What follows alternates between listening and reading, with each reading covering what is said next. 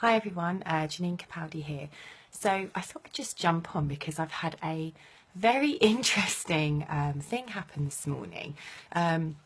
Shaken me up a little bit actually, but has really got me thinking about what happened in response to how I go about my business. So yeah, if you've got time, just listen in for a few minutes and I'll tell you what's happened. So I've just got back from taking my son, Leo, to the doctors. He's 3. And where our doctors is, it's really, really busy and there's a tiny car park at the back. So I turned up trying to find a space and there was a queue of cars in front of me all waiting for spaces as well. So I thought, well, we're not actually going to... I don't think we're actually going to make our appointment in time if we stay in this queue of traffic. So I thought what I'll do is I'll just kind of go in, turn around and I'll go and find somewhere further down the road. So as I kind of start to pull out of the queue to kind of drive down, this car beeps its horn at me. So I'd put my brakes on, turned around and there was a car behind me, but way back.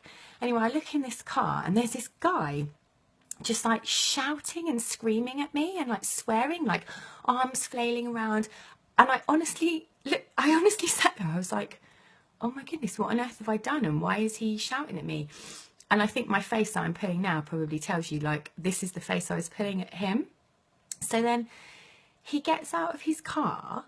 He comes running over, still screaming his head off, and starts banging on my window. So I started getting really nervous. I wound down the window and I just said, yes. And he just shouted in the car and went, you need to look in your mirrors. And I just looked at him and I said, okay, you need to calm down. You need to stop shouting at me and realise that I have a 3-year-old in the back of my car. And I said, nobody talks to me like that. And I'm sitting there shaking while I'm saying this to him. And then he actually did calm down a little bit. He looked in the back seat and could see that Leo was there kind of wondering what was going on. And he just said, all I want is for you to look in your mirrors. You nearly pulled out in front of me. And I said, okay, well, if all you want me to do is look in my mirrors, then come and ask me to look in my mirrors. Don't stand there shouting, screaming and swearing at me and come all with your threatening behaviour and bang on my window.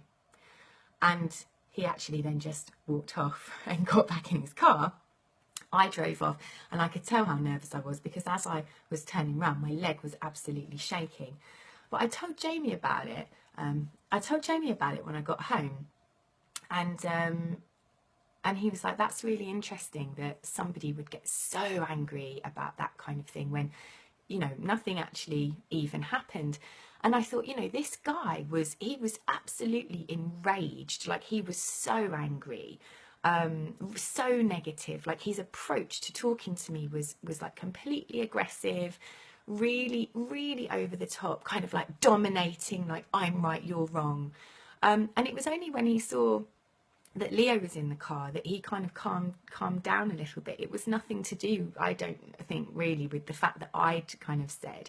And actually Leo was fine and he found it quite funny that I was there telling the moany man off, as he calls him.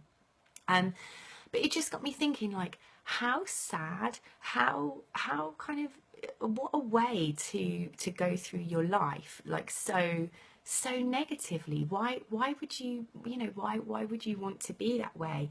And I mean, it got me thinking about my business and thinking, there are times when it is really hard, really, really hard work. And, I've faced rejection previously and, nights where I've barely slept because I've still been plugging away, trying to get things done. But, if I want to be happy, if I want to grow, if I want people to see, the good that this kind of work can bring you, this, home-based business, flexibility, spending more time with my children, and I want to help and show other people how that can be done, then that has got to be coming from a good and positive place. And I guess that's my point here, is that yes, you're going to have days, you're going to have times where you probably feel really, really negative, and things are hard, and you're peed off. But you know, nobody wants to know. That's not attractive. Like they're not attractive. What's the word I'm looking for? Qualities. They're not attractive qualities in somebody. Like, you know, people want to work with those that are, you know, that are positive and want to help and want to add value and can see change, and are changing, like a real authority figure.